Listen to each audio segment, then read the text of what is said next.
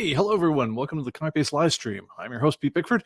I'm the creator of ComicBase and a few other things. And for the next hour, give or take, we'll be answering as many of your questions as we possibly can about about ComicBase, comics, whatever is on your mind. And so please post them in the chat. I've got a bunch that people sent in, which I'll try to answer, hopefully in a somewhat concise manner, although that rarely works out. And also want to talk about a couple other cool things that are going on in life. I hope you're all having a great summer, by the way. Welcome to the official start of summer. As Americans, we know that this has nothing to do with vernal or summer equinoxes or anything like that. It clearly has to do with barbecue. So Memorial Day, of course, is the start of summer and the official American calendar, and Labor Day is the end. But welcome.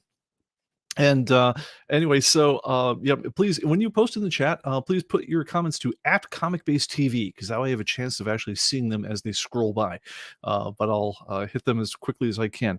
Want to say hi to the people who are here. Richard Scott in the house, first off here. Tim Kilbreath. It looks like people are either leaving or going to work. But thank you for making your time in your schedule. Oral Viojo from coming up from Minneapolis is joining us here. This is Roller Coaster Spring. Used to be 3 months here. To be 3 months here in the Northland. Now it's 3 weeks, 60s in early May, and now it's 90. Yeah, you got to enjoy that good week you've got of weather out there in Minneapolis. Well, you got it. I know that way too well. Robbie from Toledo, hi, and Xanadu from Seattle. Our Ahmad is in the house. Greg Hecht. He's back from his secret mission. He's going off to another one, but he's here to at least keep the things under wraps this time out. We might have to deal without him next time out. So before the show goes into a smoking ruins next week, enjoy the the use of our moderator here, Doug Wren. Great to see you, man. I think it's Brian Price, Jet City Comics, Ed Billiot from out in Richmond, California. Well, welcome everyone. Thanks for making the show. So a couple of brief announcements before we get down to business. First of all, we're going to be opening up the testing for Archangel. Let me go ahead and hit the thing here, which I think should put my name up on the screen. It did. Wow. That is my name and email address. If you're interested in being part of the interior testing group on Archangel, which is the next major version of ComicBase, we're going to be opening up to the selected group of testers who want to get their hands dirty with the making of software, see the sausage as it gets made. But also, what we basically do is we invite you to be part of our internal Slack group, where you can get direct access to the pre-release builds. You can chat straight with the development team and the content team as we're going, saying what things are working for you, not working for you, that you like, you don't like, features you'd like to see, whatever that thing is. We put out builds sometimes multiple times a day, sometimes not for a day or two, but you get to, like I say, see how the sausage is made. It's been really, really valuable for us in the last several builds to have the involvement of a team of customers to be part of that whole thing and give us feedback as we go. And so we want to do it again this time out. And so if you're interested in that, go ahead and please shoot a note to, and I'll put up one more time, P. Bickford at human-computing.com, and I will see if I can't get you signed up. Oh, by the way, when you do send me that one, it saves me a little bit of time looking up if you can also tell me what version of ComicBase you're using right now, which edition, because what we'll do basically is I'll issue you a serial number for the new version for testing, which is equivalent to the version you're used to. And we'll take it from there. And we're going to be going on that one, I'm pretty sure, next week. So I think I just closed off the last few things that would make it dangerous to test for outsiders this last afternoon. But things are actually going pretty well. I don't know about you guys. I'm feeling great because we've done some pretty cool stuff for the new release already that I'm pretty psyched to show people when it comes along. And I think you're all going to dig. So that's that. And then the other thing, which is just kind of interesting, it has nothing to do with anything. I just wanted to share it because it's just kind of cool. There's a question of what's the cheapest computer that you can possibly get away running ComicBase on? Now, as you guys know, when I demo ComicBase these days, because I had to give away my old computer I used to use for doing the demos, I had to give it to another staffer. I'm left with, I'm basically repurposing a Mac Mini running ComicBase in its under boot camp. You're not only dealing with an old machine here, but you're also running it on something that it's not exactly optimized for when we're doing the demos here on the live stream, but it's what I've got to go with my current live streaming setup. But I just got a note on this just today, and I found this fascinating. So this is the Ace Magician Ace T8 Plus, Intel. It's a 12th generation N95, which is a network computer based cut down version of their Alder Lake series processor. The specs on an N95 is basically 4 threads.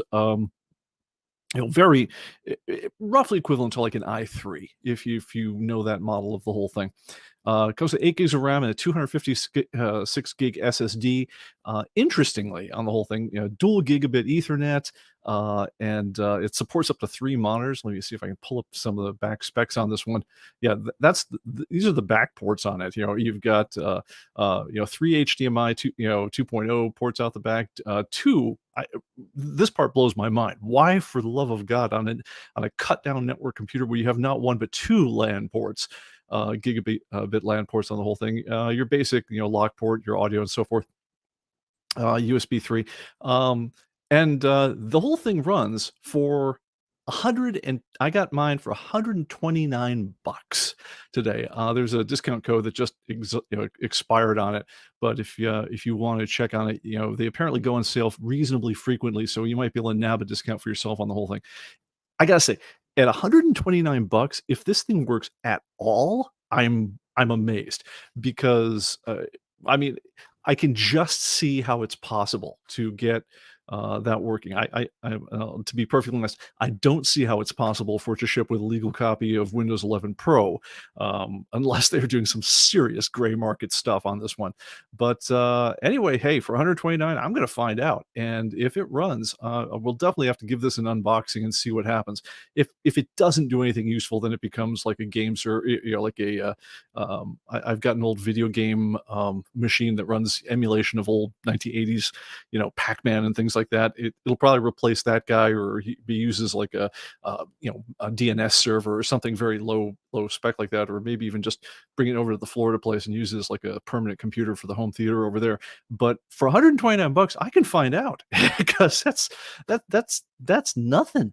So I'll let y'all know, and we'll do some kind of review on this once I get it set up, and I'll let you know if that's possible. Because if this thing, yeah, I mean, again, I'm blown away. I mean, I don't know. I mean, yeah. So anyway, that's the deal on that one. One thing I had to check, because I'm sitting there going, like, are SSDs really that cheap now? I did a quick test, 256 gig SSDs, and yeah, SSDs are that cheap now. The first 3 results I got were basically 15, $16, or $25 if you want to spring for the Lexar. But yeah, no, you can absolutely get SSDs super cheap right now, and for a lot of people, 256 gigs is all you need, for a lot of people who just use their computers for email productivity and the like. So yeah, give that a go if you're so interested. I'll try to put the links for a lot of the stuff in the show notes on this one. I gotta be honest with folks, there's a lot of stuff to transfer into, but I will try to go back to the YouTube show notes after the fact and put some links in for some of the things I'm talking about here, and we'll take it from there. Okay, so that is that. Let me switch monitors over on the other one here, because otherwise there's just too much going on and it gets super confusing from the control point of view. Pardon me just a moment while I do that. HDMI 2, got it. All right, cool. And now flipping over, and now I'm looking at the aforementioned Mac that I use as my demo machine. Okay, and that's this guy right here. Okay. So let me see. Oh, by the way, welcome to some other folks. Steve Dazinger. Yeah, so he says, yeah, 8 gigs for memory may be a little limiting, but not for basic operations. Yeah, no, it's we do our basic Mac development for many years was done on an 8 gig Mac Mini, transferred over with, and yeah, it's not it's not great. It's a little pokey from now and then, because with 8 gigs you're swapping more things in and out of RAM, but it never stops you from working. I mean, certainly this is no gaming machine. I mean, that's for darn sure. But it certainly ought to be able to get done what we need to get done with it. But we'll see. I understand on this one that the SSD is actually, it's an M2 SSD, which you can upgrade. On this particular model, the RAM is not upgradable. They do make other models which for like $100 more. Ooh, you can like stick as much RAM as you want into it. But I mean, I think the point of like these little network things is how small, how quiet can you make a functional PC? Because I mean, this is like one step above a Raspberry Pi. But we'll see. I'll let you guys know, and we'll take it from there. Okay, so with that said, and like I say, please, if you have questions of your own, please post them in the chat to at ComicBase TV. I'll get as many of them as I can. In the meantime, I'm going to start taking them on as people have given them to me. So the first question, and I'm going to forgive me on this one. It runs a little long. Not that the answer is really long, but because the editorializing runs a little bit long. But I'll try to keep it as concise as I can. Very popular question for us is: how do I record what box that comic books are in? All right, so the reason this is a popular question and why it keeps coming up and so forth is because frankly we have mixed feelings about it. So on one hand, the answer is simplicity itself. If you have the Pro or the Archive edition, what you would do is, even though there isn't a dedicated field in ComicBase for box number, you can certainly use one of the custom fields in either of those programs and just make it. So in order to do that, you would come up into here under Setup, and this applies to the Pro and the Archive editions. You would go down to your custom fields. You would choose down here in the item fields. Yeah, go ahead and use custom field number 1 and just call it box. And at that point, go ahead and hit save. I'm going to go ahead and shrink this down. Go ahead and extile, come back. Oh, actually, I want to rearrange the some of the columns here to make it easier to get to that title. So I'm going to go here to columns to view. And let's scroll down till we find our box number. There it is right there. And I'm going to say I want to make that visible. I want to show it. And I'm going to move it up somewhat so it's easy to get to. Click move up a few times. There we go. All right. And a couple more. Okay, so let's do that. It should be right after, appear right after the writer now. All right, so there we are. There's our box number. Okay, so anyway, the short version of this one is as you're entering things, you would just go ahead and fill out in the box number and say, okay, I'm putting these in box 17, so forth. If you wanted to, if you're adding comics by barcode or things like that, as you beep them in, you could say show the comics that I'm, as I'm done entering them, do a quick change, set the box number for all the comics you just entered to be box 17 or box 23 or whatever the thing was. And then the way you'd report on them to get a list of what was in a particular box is you would come up here, you'd say find, Control F is the quick way to get to that one. Go to your item fields, and you will notice that there is a box number field here. So right there, and say show me everything where the box number is 17. It's going to show you the 2 I put in there. Your mileage will vary on how many you've got in there. Highlight 1 or more of the issues you've got put on there. Hit F7 or right click and choose quick report. I'll show you the quick report because it makes up for a better demo. And at that point, you've got a report of everything that was in box number 17. So there's your Batman and Robin, so forth. That's how you would do it. All right. So now, if you don't have ComicBase Pro or Archive Edition, same kind of rules apply. It's just probably the best place to put it is in the notes field. Would probably be where I'd go. At which point you would find notes that contain the word box 17. It's a little messier than putting it in their own dedicated field, but if you have one of the lesser editions of ComicBase and you don't want to upgrade, that's certainly a good way to handle it. All right, so now here's why we don't have a dedicated box number field in ComicBase, and why most people, I'm not saying everybody, because everyone's life is a little different. I recognize that. Most people probably shouldn't track their comics that way. And it really comes down to the question, I'm trying to remember if this was a Peter Drucker line. I think so. They say it's like, start with the end in mind, right? Which is to say, when you're putting all your comics into ComicBase, or you're tracking your books for any particular reason, why are you trying to do it, right? Do you just want to know what you've got? Or at the end of the day, for most people, I think the answer is, I'm going to want to be able to quickly get to 1 or more comic books that I've got in my collection. I might want to pull them out to read them. I might want to pull them out to sell them. But my story doesn't end just with having a big list of my comics, not the end of the day. I want to be able to do something with the comics. Now, this is also why I'm going to say your mileage may vary, because for some people, we do have customers, that work this way, where no, I don't read comic books. I want to sell them as one big lot when they're all said and done. I'm never going to interact with them on any level. I'm not really a comic guy myself. I just need a big list. I need to know what I got so I can shop it around and sell it to a dealer or whatever else I want.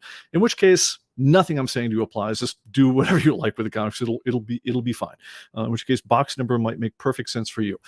For the rest of us, if we are ever planning on interacting with a comic book after we file it, it winds up being kind of a really bad idea to try to just limit things by box number in terms of how you organize your books.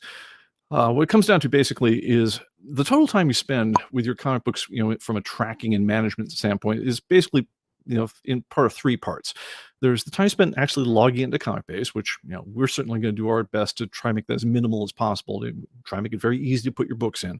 There's the time you spend physically filing the comics. How long does it take you to put the comic book in the right place, in the right box? And finally, there's how long does it take you to retrieve the comic? Now, where your mileage, where a lot of people kind of go is like, okay, I realize I got to spend some time logging the comics in, and is as it may be.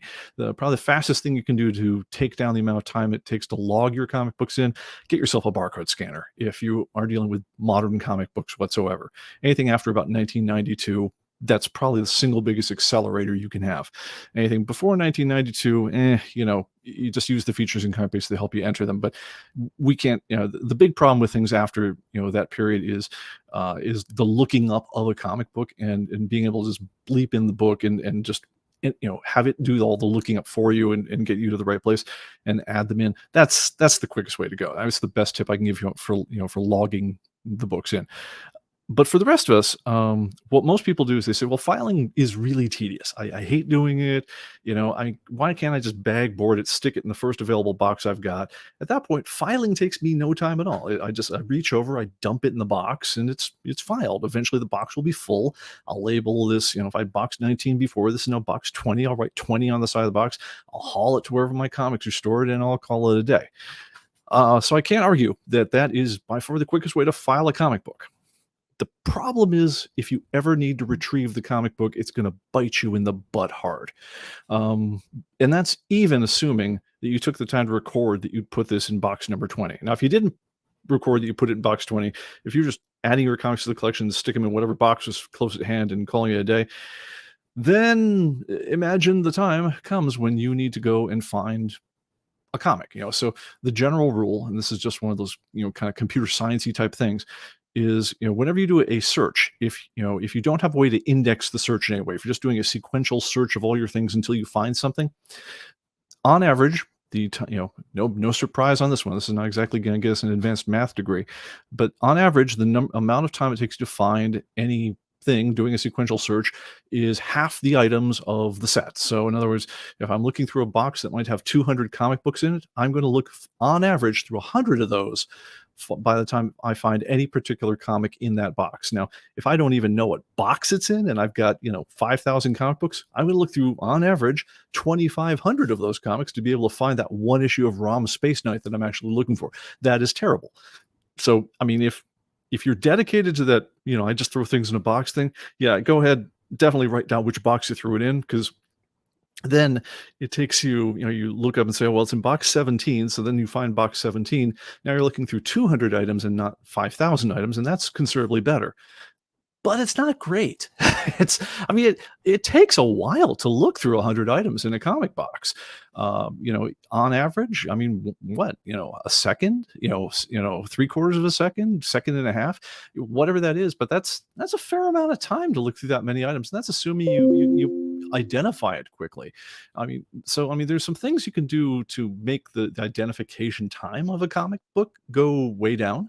One thing you can do, and which we certainly do here, is we put an identification label on top of every single comic book that we handle, which clearly at the very top in bold letters puts down the official name of this comic book, what variation it is, what item number it was, and we stick this dead center right at the top of the comic book. So as we're flipping through the box like this, we're just looking at label. We're not trying to identify identify the comic from its, by pulling back a big switch and say, is this Amazing Spider-Man or just Spider-Man and his amazing friends? I mean, we're not doing that stuff. We're just looking at label things like that.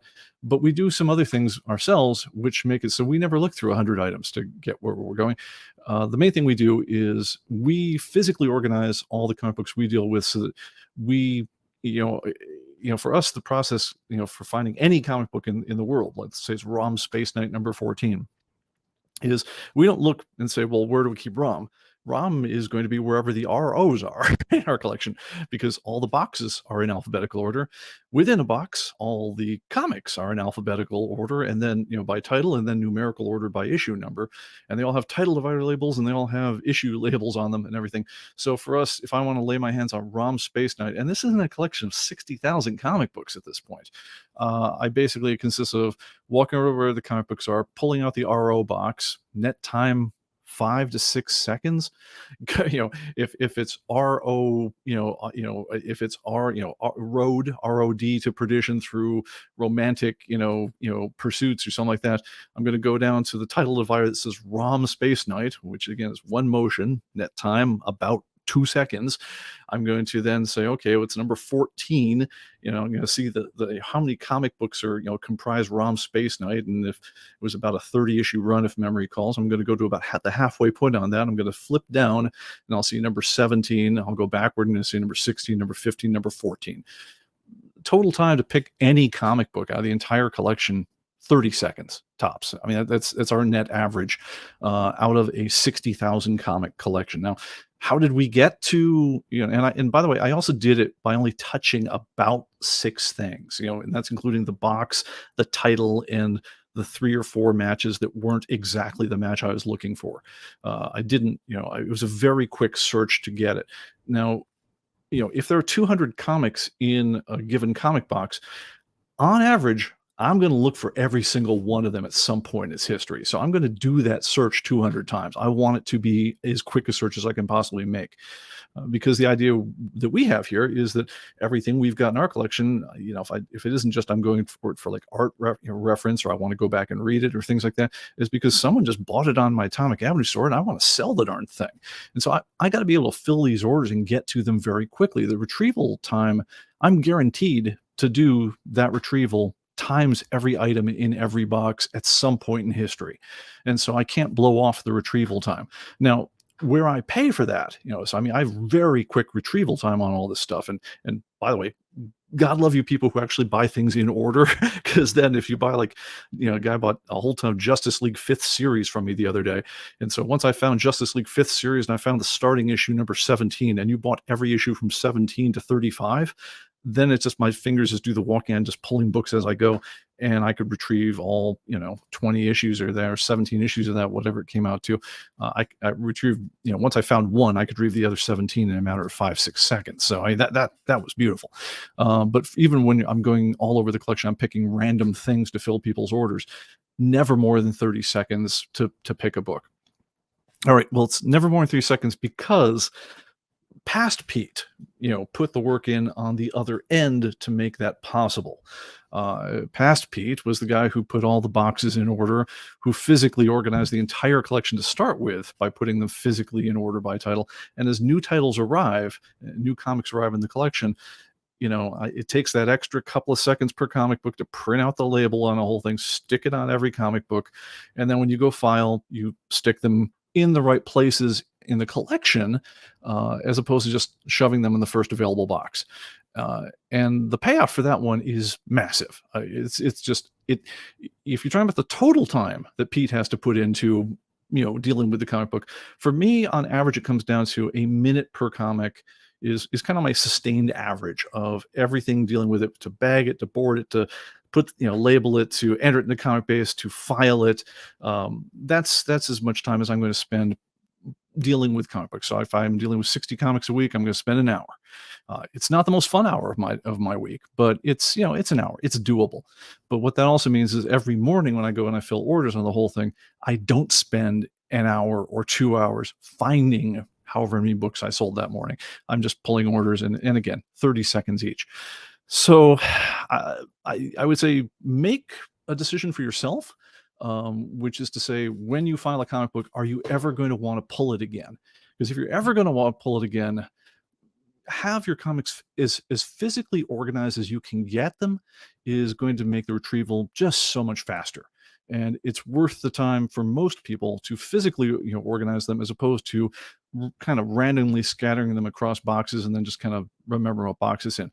If you are in kind of like a random mode, where you're just trying to deal with it, you don't want to go back and deal with the hassle of trying to throw the boxes in, or whatever else you put them. You think at the end of the day it's going to be more of a bulk sale or whatever the thing is. You don't think you're going to be going to do a lot of one-off retrievals. If so, then yeah, box number's fine.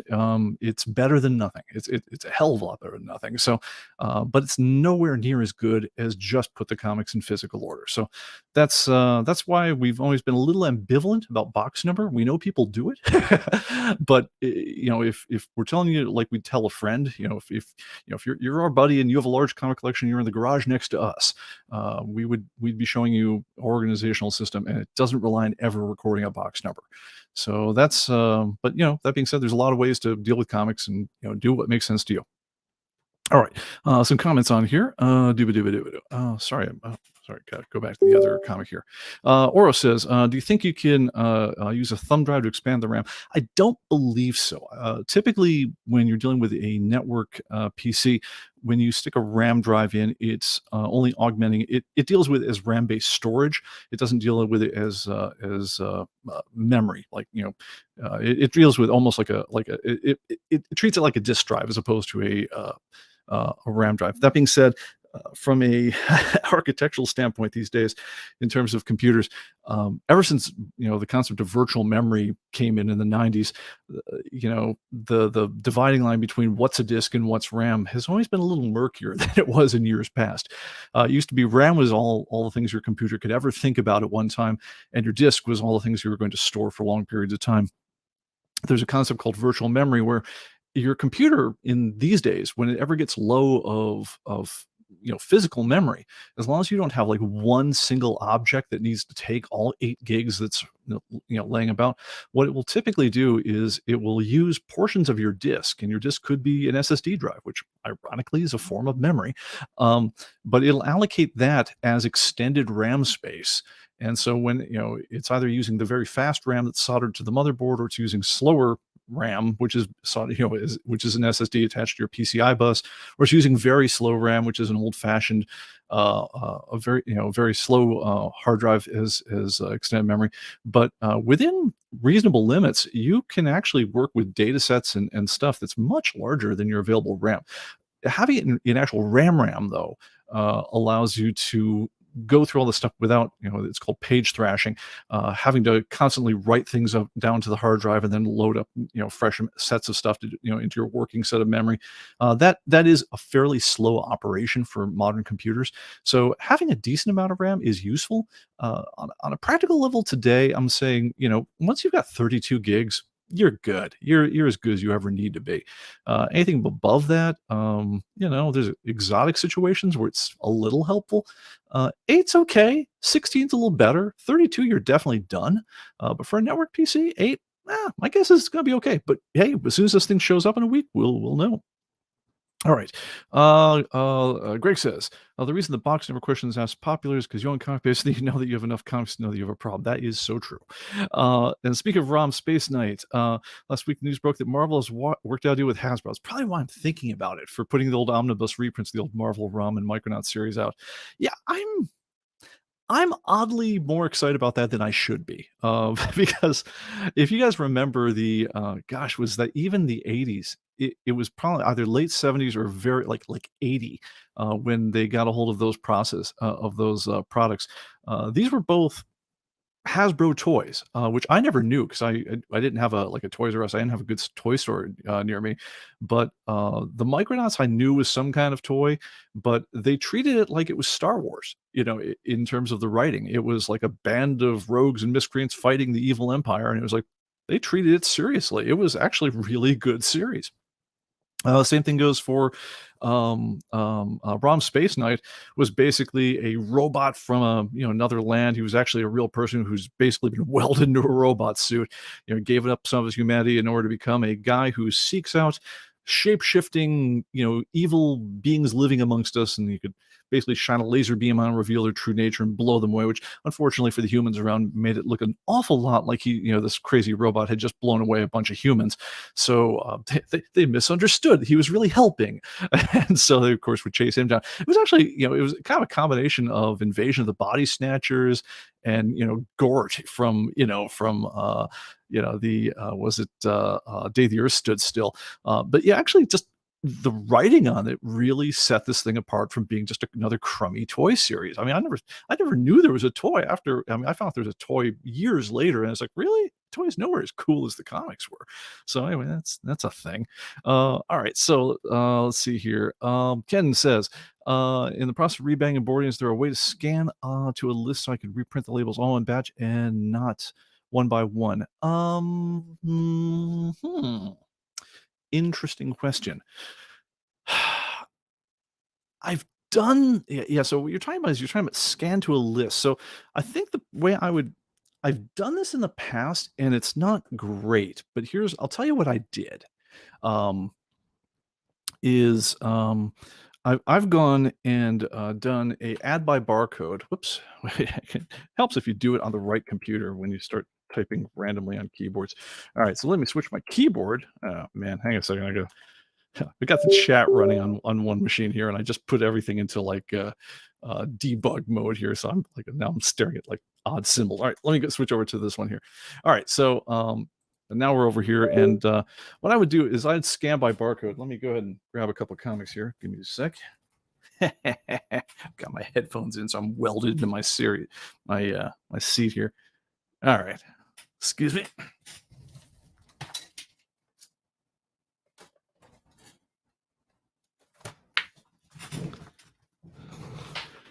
All right. Sorry, guys. Getting hooked back in.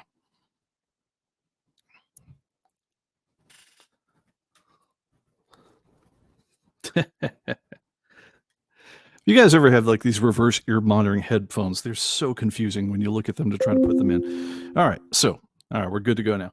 All right. So typically what I would do, and I've got, some free comic book day things over here. I'm just going to go ahead and fire up my scanner and let's bleep a couple in here. I can see them. There's, make sure the key. Ah, bugger. I did this last week too. All right. Hang on a second here, guys. Darn it, I'm not going to let this do me in twice. I'm going to move the dongle over to the Mac so it actually can receive the input. Just one moment.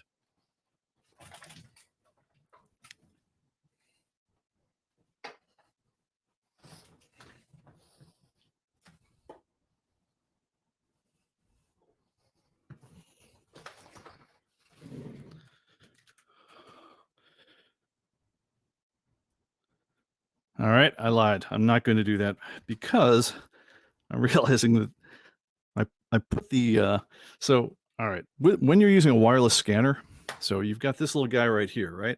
No cord, right? The deal on that, unfortunately, is that there's a little tiny Bluetooth receiver, which is about this big, stuck into the back of one of the 97 ports on the back of my PC right now, which if I want to scan it onto the demo thing, if I were really cool, I'd actually have this thing plugged in all the time with a spare one over at the Mac, but I don't. The problem is the input is going over to my PC and not my Mac. So when I scan things, the Mac doesn't get it. So I'm not going to go dig around behind my machine right now to try to find the dongle and put it in. So sorry, that's a terrible demo, but I'll tell you what I would do. Just describe it. All right. So what I would probably do is I would go ahead and beep in all the books that you want to put. And afterward, make sure you say display items after saving. Hit go when you save. It's going to then pull back the list of all the ones you did. Highlight them all, select all, hit F6 to print ID labels, and then right after that, do a quick change and knock the quantity down by 1. Or just hit a minus on the keyboard, and that will knock the quantity back by 1. Because what you're doing is you're kind of artificially adding 1 to the quantity of each of those, because you're saying add by barcode just so you could get the list. But you don't want to really add them all out of your collection. You want to just keep the ones you've got. So that's probably how I would do it. It's a bit of a hack, but if you want to scan to list, that's probably it's probably the best I got. All right, so let's see here. Other questions we got going in the chat here. RS, with a 60K collection of books, do you ever find you do a full inventory of the stock?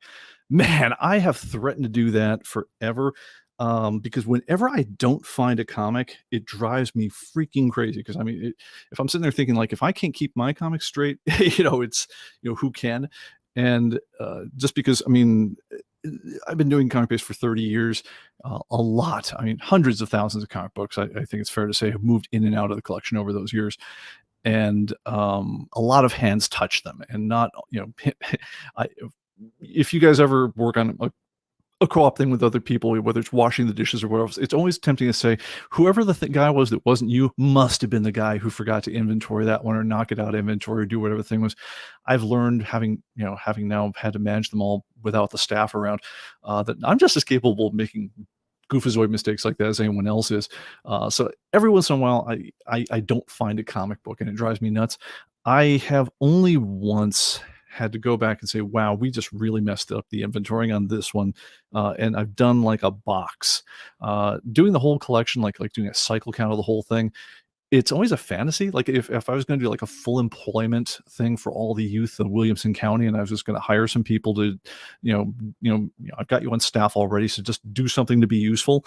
I would probably, I'd love it if, we could go ahead and find all the ones that somehow are in inventory but not been recorded properly, and or the ones that are not filed where they should have been, or all the little weird things that happen with inventory, just period.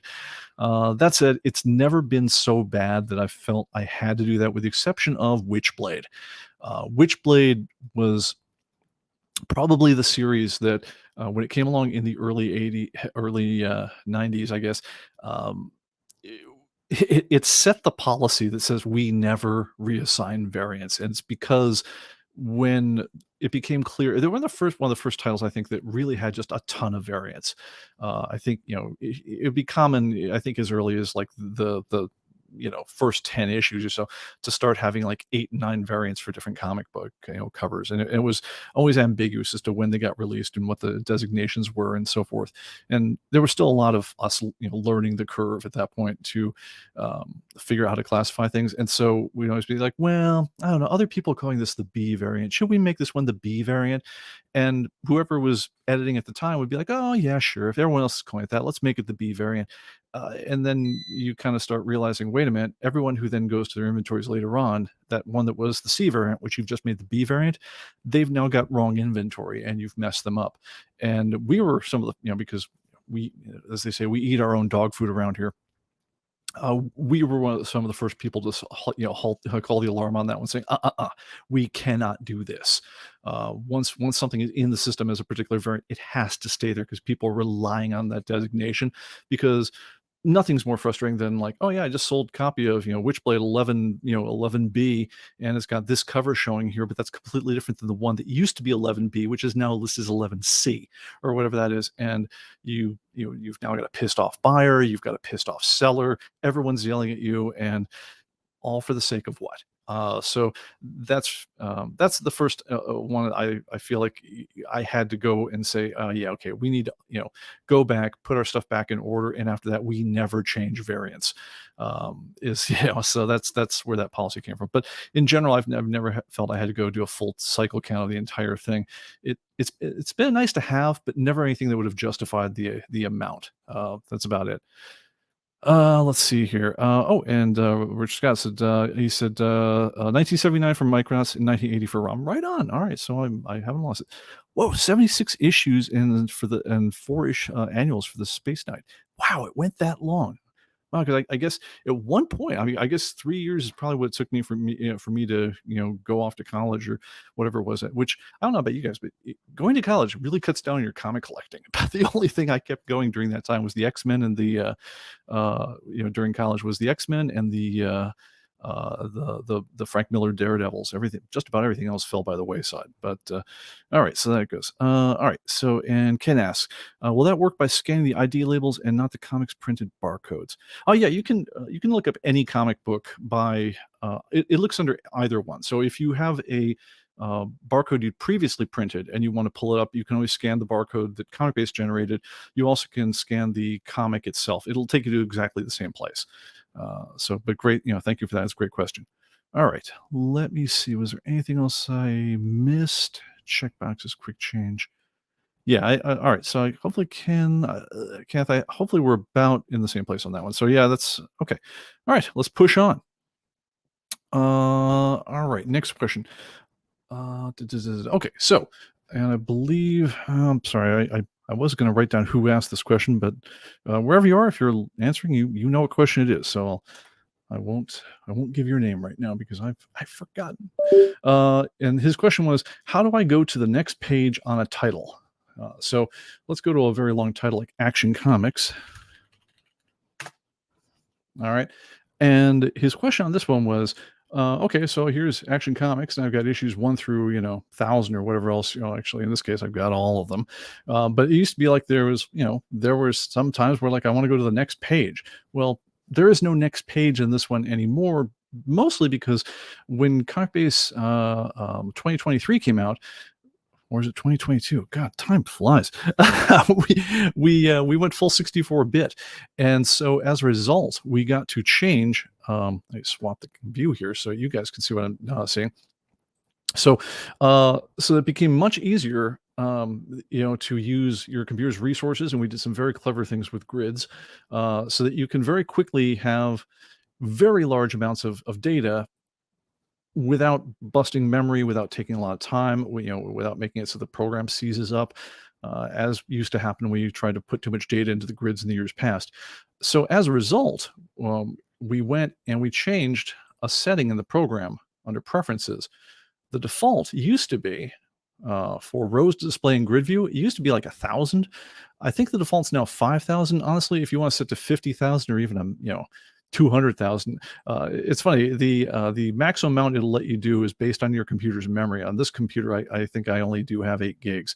But if you had more, it would let you set this to 100,000, 200,000, or even 2 million in a single grid. And it's not a problem anymore. But when you had set to something smaller, and let me go ahead and set something smaller now. I'm going to set to 500. What happens then is when you have more issues of that thing than it can show in that 500, then you'll see down at the bottom here, we got this, I'm showing issues 1 through 500 of 1,424, in which case I would just, click the arrow at the bottom to go to the next 500, and then it would show issues 501 to 1,000 of 1,424. The reason you don't see it anymore for most people is because almost all titles, until you get to like the newspapers or like the British Medical Journal or maybe Commando, I'm not sure. Commando is a crazy long running comic book. But 5,000 is more than the comics that exist for almost everything. But just when we went full 64-bit, it just became way too easy to go ahead and handle just stupid amounts of data all in one. So you just kind of never need to scroll anymore. So, but if you ever are dealing with like a very large, title, like if I were to pull up, say, the New York Times, then you would say, here's the first 10,000 issues of the New York Times. Now scroll for the next one and take it from there. Okay. So great question. Thank you for asking it. And that was the answer on that one. All right. Next question. And he asked, what happened to hovering over the covers to enlarge them? Okay.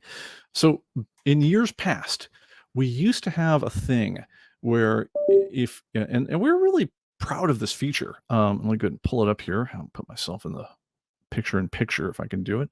I want to say it was called oh God, what was the Tom Cruise movie where he's looking at future crime?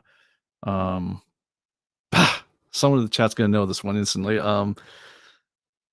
Sorry, I've seen way too many action movies right now. And I'm thinking Total Recall, and it's not Total Recall. It's you're looking at crime that hasn't occurred yet. Anyways, based on everything else, it will come to me in a second. Anyway, but there was a feature in that movie where he comes in, he's looking for the bad guy. He takes his guns, he's demanding to see the hotel register, and he takes his Minority Report. Thank you, Joe. he takes his car, and that was the code name of the edition of ComicBase that we introduced this feature. And I'm very much in love with the feature that the graphic guys worked up for that one, because in the movie, what he did is he's trying to get the hotel journal. The guy says, "No, I'm not going to do it." He takes his gun, spins on the calendar, making it very clear he's going to shoot the guy if he doesn't show him the damn register. In which case, it goes, "All right, fine." And in the movie, everything's a virtual screen of one sort or another. So he just kind of is waving his hand. I gotta show myself like this. You can even see what I'm doing. He's kind of waving his hands, like this down the register. And as he's waving his hand, the names of all the people in all the rooms are popping into view next to it. And I just thought that was just the coolest effect ever. And so as we were working out how we were going to show lots and lots of pictures, we thought, well, that's a great way to kind of half preview larger versions of pictures as you go, while at the same time letting you, click on something and see it full size. And what we did then is we had all these little micro timings in the program based around, all right, if you start a hover and it's 200 milliseconds to 300 milliseconds, and you start moving the mouse within a certain vertical band, it will then float the pictures into view as you go down. And if you hesitate on any one while you're still within that vertical bound, it will then zoom to full size, and basically just completely copying the movie on that one. Very, very proud of that one, even though the computers at the time almost didn't have the horsepower to pull it off. But loved it. The reason we don't do it anymore, despite how much I loved it, is because if you have a interface that relies on a hover, in other words, waving the mouse above something, it can never work on a tablet machine or a touch screen because there's no such thing as a hover. I mean, your computer doesn't know that you're thinking about, unlike the laser-driven displays of Minority Report, the computer doesn't know that if you're just waving your hand above something that you mean, to go there. And the problem is, even if you do something like where you're talking about a drag with your finger's so large compared to the thumbnail itself, it obscures way too much of it. So what we did instead when we did ComicBase 2020, we lost that particular dynamic. You can't do that sort of scrub semi preview thing anymore, as cool as it was. Instead, very simple. If you want to see something large, you tap it, it goes to full screen, and that's all she wrote. Not as neat. And on the Mac that I'm showing on here, not a great animation either. That definitely could be smoother, but anyway, that's how you do that now. Yeah, I miss it too, but it just, in a world where touch screens became an increasingly large part of, you just the computers that even like your mom would buy at Costco. Yeah, we couldn't rely on that dynamic working anymore. So we had to invent a dynamic that worked without requiring a hover from a mouse. All right, so that was that question. And oh yes, there were like 4 people once said Minority Report. Wow, 5. Okay, good, well done, guys. Yeah, sorry, I just May was film noir month here at the Bickford household. So at the moment, my brain is full of movies like Kiss Me Deadly, and Postman Always Rings Twice, and Double Indemnity and so forth. So I can't think of an action movie to save my life right now. So that's where I'm at. Okay, other things that people have asked, and let's see what we're doing for time. I'm gonna start wrapping up after this one. Well. I'm gonna get a little bit into some secret shortcuts, but I'm gonna save the full list if that's okay with you guys. I'm gonna save this one for a future date, because I want to demo some of these guys to you guys, and it's really is gonna work better if I actually show you the list. So let's go for that. The next question that came down was, how do I re-download an update? So the idea is, I got going with an update. I'm not sure if I got everything in, but it says I'm already current, but I'm not sure if I'm current or not, and I want to re-download it. So in this case, we've got a couple places in the program where we've hidden things. It's like, it's functionality that we know that once in a blue moon someone's going to want, so we want to make it possible, but it's kind of not. You almost don't want to burden the interface with having to show this stuff. You just kind of say, well, if you need to do this one particularly weird thing, there are some secret shortcuts. One of the secret shortcuts that a lot of us know is, if I need to re-download an update for whatever reason, it's, I just feel like I need to, is if you hold, so if I say check for update right now, because I updated this right before the show, it's going to say, hey, I'm going to check your database, figure out the full stats on the whole thing. I'm going to see what version of the data is. And that's going to tell me, yeah, no, you're current, man. And here's what your collection was worth as of, a couple hours ago when you updated it. But what if I want to run the update again? All right, well, I can go here, hold down the shift key. And if I say check for update, now keep that shift key held down. Then what it's going to do is it's going to say, hey, do you want to re-download the most recent content update? In which case, if I said yes, it would go through the whole process of downloading the update again. So the shift key thing is a popular one that we use to bury this kind of weird functionality in throughout the program. But there's a large number of weird little things that we've scattered throughout the program that do special stuff, and I'll share a couple of them with you guys, but I'll save the full list for next time out if you don't mind, because I'm getting a little talked out and so forth. By the way, our mom wants to remind everyone, number one, please hit the like and subscribe button if this is the sort of thing that you like. By the way, I understand that we passed 500 subscribers, so go team. Thank you very much. Also, we have a dedicated thread on the ComicBase message boards where you can request live stream topics and the like, and we try to hit those as much as we possibly can. Oh, by the way, thank you to everyone who was at the ComicBase After Dark the other time out. I think last Thursday.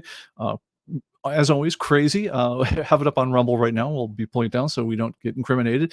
But it is kind of like it's our own personal speakeasy we do about once a month. And thank you for everyone who was able to join us. It was just great chatting with you all.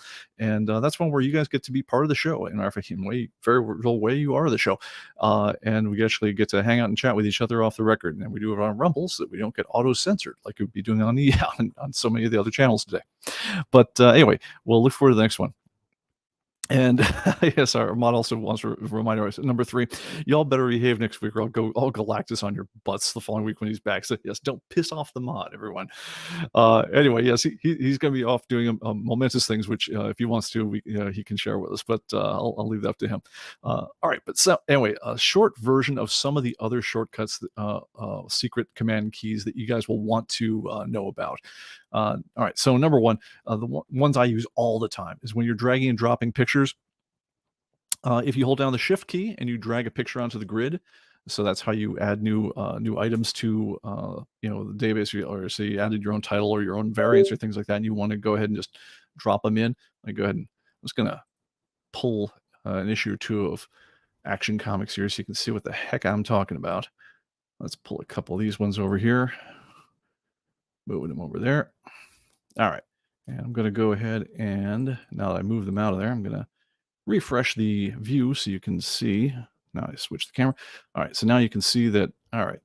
Those guys are now missing. All right. Because I took those pictures and I moved them out. All right. If I've got a picture and it's like, hey, I've got a picture of, number 1/4 printing down here, and I want to, bring it into my copy of ComicBase, all you got to do is make sure it's called 1-4, .jpeg if you're showing your file extensions. If you drag it straight onto the grid, it'll get added to the grid. All right, we all know that, but it left that thing, it copied it basically into the picture folder. Let's say I want to just move it, right? I don't want to, it's like I don't want it on my desktop anymore. So if you hold down the shift key, you'll notice that the cursor there changed a little bit. Instead of having a plus on it, you see down there in the bottom right underneath my cursor, it's now got just a like a shadow, like a rectangle on it. And that's Windows's way of saying, hey, did you want to move this? In which case, go ahead and say, yeah, I'm moving it, replace away, and you're good to go. There's so that's shift key. We'll do a move instead of a copy. If you hold down the alt key, you can have it auto rename things. So let's say I'd grab this one for the second printing off of like Comixology or another website. If I hold down the alt key when I drag it in, and you can mix this up with the shift key as well. So if you want to move it after doing this, it'll do both. It will then prompt you as you're dragging in, hey, did you want to rename this? And if it's like a Comixology file or any of the ones that it knows of the sort of thing that it might be, it's going to suggest some names for it, for you. And then finally, if you hold down the control key, and again, you can mix and match all of the above of these. So you can control shift alt, on this one to move it, rename it, and then the control key means edit it afterwards. So in other words, let's say it's a picture I took with my camera. It's okay. I want to file it away, but it's not really great. I want to edit it first, before you copy it in. It will go ahead, copy the whole thing in, but then it'll pull it up in whatever you use for a photo editor and allow you to edit the picture. So when you're acquiring your own pictures, that's not a bad thing to have ready for you. All right, let's see. And then I'm just going to share a couple other ones here. When you are starting up the program, if you hold down the Alt key, if you ever feel like for some reason, like, your computer, it used to be registered to some, another guy and it had a copy of ComicBase, you want to register it yourself, whatever the thing is, if you hold down the Alt key as you launch the program, it'll prompt you for registration again. So you can log into your account and pull your most recent registration.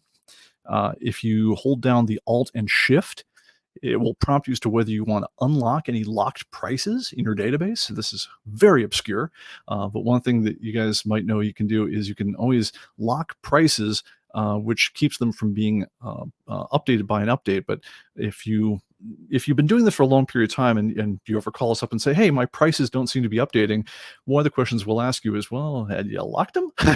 Because if you had, then you might want to unlock them, in which case you say, how do I find all my locked prices? And we will say, well, just hold down the Alt Shift and it'll ask you whether you want to unlock all your locked prices. So that's what that will do. One that is very useful, and I hope you never have to use it, is if you hold down the Control key as you are starting up the program, it forces ComicBase to recheck the integrity of all your database tables.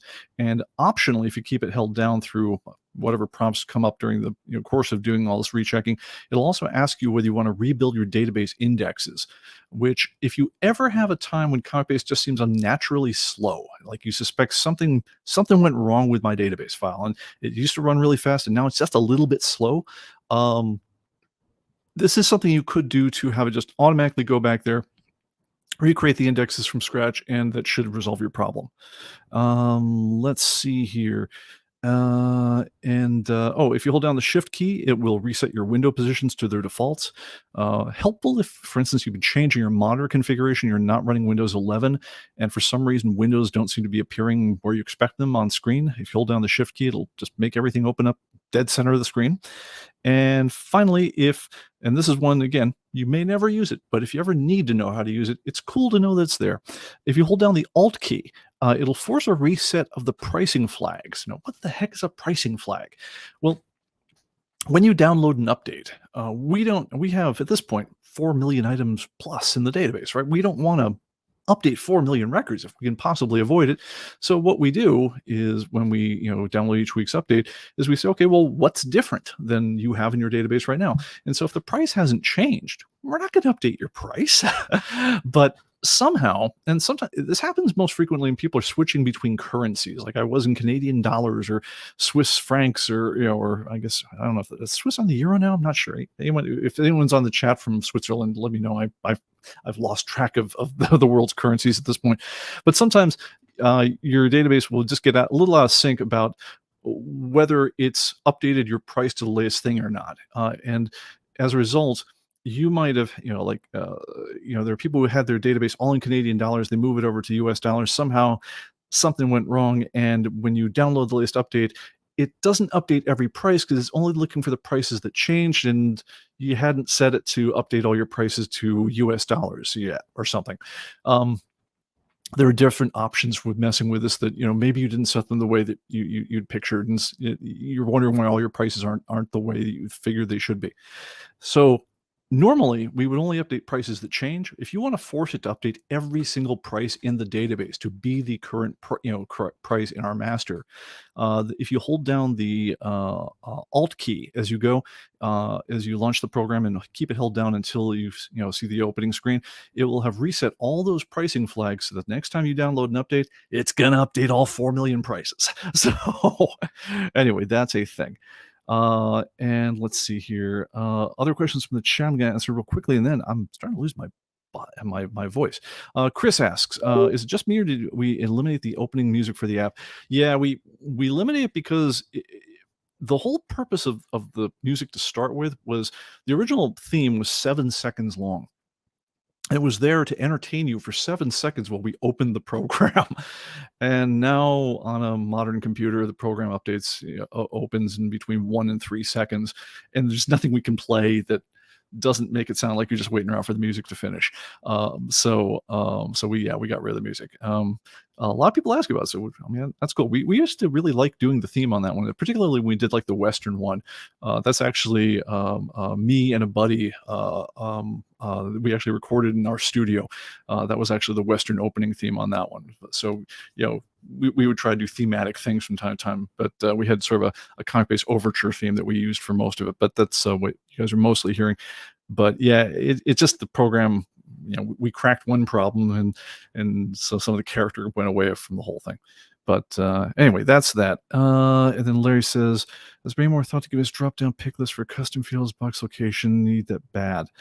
Uh, um, let's chat later on that one. We've had thoughts on it, but it's a deeper discussion I probably want to get into because I think we're just about wrap time. But anyway, yeah, Larry, let's bring that one up next time in the chat, or just reach out to me otherwise, and I'll let you know state of play on that one. And certainly, I encourage everyone once again, please consider joining out to the developing group for Archangel. Drop me a note, Pete Bickford, pbickford@human-computing.com. And if so, then you get to see, like I say, you get to see the sausage as it's being made and deal with it as it goes and see whether we're doing things that are making you happy or not. All right, guys, that's going to do it for me. Thank you so much for everyone who came, and we'll see you on the next one. Take care and have a good one. Bye-bye.